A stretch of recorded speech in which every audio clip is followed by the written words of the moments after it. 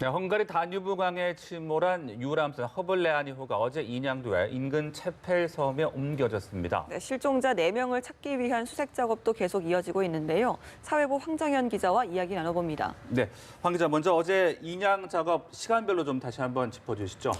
네, 대형 크레인인 클라크 아담이 허블레 아니호 인양을 본격적으로 끌어올리기 시작한 것이 어제 오전 6시 47분쯤입니다.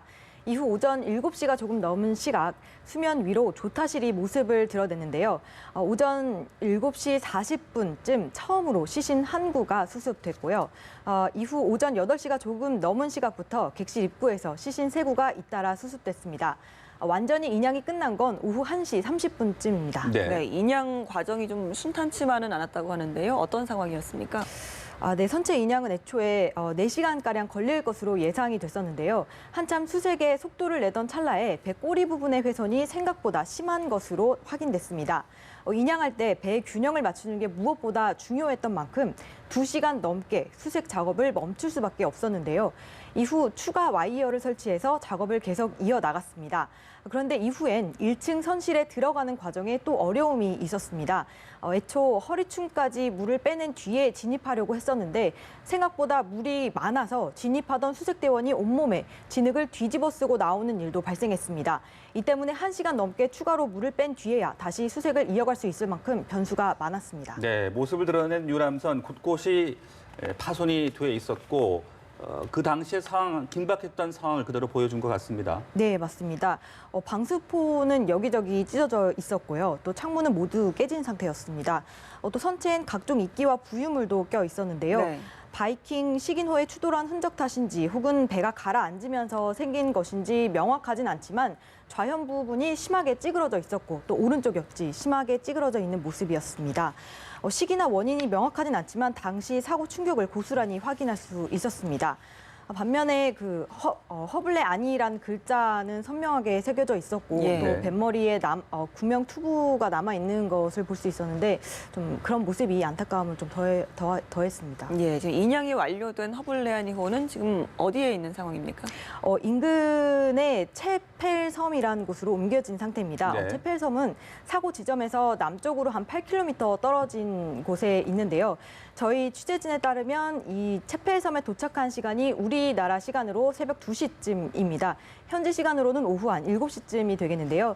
저희 취재진이 현장에서 체펠섬으로 옮겨진 직후 확인한 바로는 소방차 여러 대가 와서 호스를 연결해가지고 연결하고 또 선박 안으로 작업자들이 들어갔다 나왔다 하는 네네. 모습을 볼 수 있었다고 합니다. 선체 내에 가득 차 있는 진흙을 걷어내는 작업을 하는 것으로 보인다고 전해왔습니다. 네, 이제 정밀 수색을 통해서 남아있는 실종자분들 꼭 좀 수습이 됐으면 좋겠는데 어제는 4명의 시신이 수습된 거죠? 예, 맞습니다.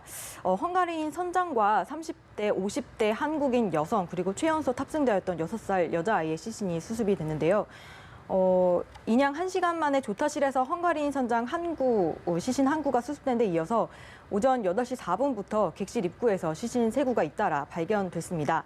한국인 7명을 포함해서 총 8명이었던 실종자 중 절반을 찾아서 이제 실종자는 한국인 4명으로 네. 남아있게 됐습니다. 정부 대응팀은 선체 내부에 진흙이 많아서 정밀 감식을 통해서 추가 희생자를 발견할 수 있지 않을까 그런 예. 가능성을 남겨두고 있는 상황입니다. 네, 꼭 찾을 수 있었으면 좋겠습니다. 현지에 지금 우리나라 경찰도 파견돼 있는 걸로 아는데요. 지금 정밀 수색에 함께 참여를 할 수 있는 그런 상황입니까? 결론부터 말씀드리면 아직은 좀 어려운 상황으로 보여집니다. 헝가리 검찰과 경찰은 우리 측이 이 선박 정밀 수색에 참여하는 것을 공동 수사로 생각을 해서 그 공동 수사는 좀 불가하다는 입장을 밝혀왔습니다.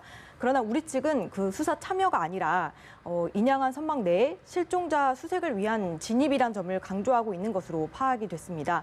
현재 헝가리 당국은 경찰 수사 단계로 진입한 것으로 전해진 상태입니다.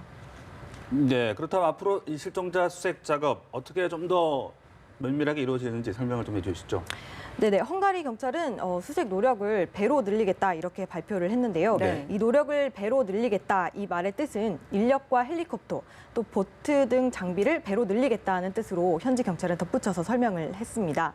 선체 내부에 실종자가 있을 가능성, 또 사고 지점에서 멀어졌을 가능성 등 모든 경우의 수를 배제할 수 없기 때문에 일단 실종자를 모두 찾을 수 있을 때까지 노력을 게을리하지 않겠다는 네. 의지로 해석이 됩니다. 네. 예, 가해 선박인 바이킹 식인호에 대한 수사도 동시에 진행되고 있는 걸로 아는데요. 지금 어디까지 진행이 이루어졌습니까? 현재까지 바이킹 식인호 선장에게 뺑소니 혐의는 적용되지 않고 있는 상황입니다. 또 적용이 될 수 있을지 가능성에 대해서도 아직 확인이 되지 않았는데요. 현재 경찰은 부주의로 인한 다중 선박 사망 사고 혐의만 적용한 상태라고 설명을 했습니다. 또 앞서 현지 당국은 비셰그라드에 정박 중인 바이킹 식인호를 추가로 현장 조사를 벌인 바 있는데요. 그 이후 조사 계획은 아직 없는 것으로 전해집니다. 네, 오늘 브리핑도 예정이 돼 있을 텐데 일정 정리를 좀 해주시죠. 네, 오늘 브리핑 일정 꽤 두 번입니다. 현지 시간으로 오전 10시 헝가리 문화원에서 이상진 정부 종합 신속 대응 팀장과 송순근 주 헝가리 대사관 국방무관의 브리핑이 예고돼 있습니다. 이후 오후 2시부터는 헝가리 내무부에서 한국과 헝가리의 합동 브리핑이 진행될 예정입니다.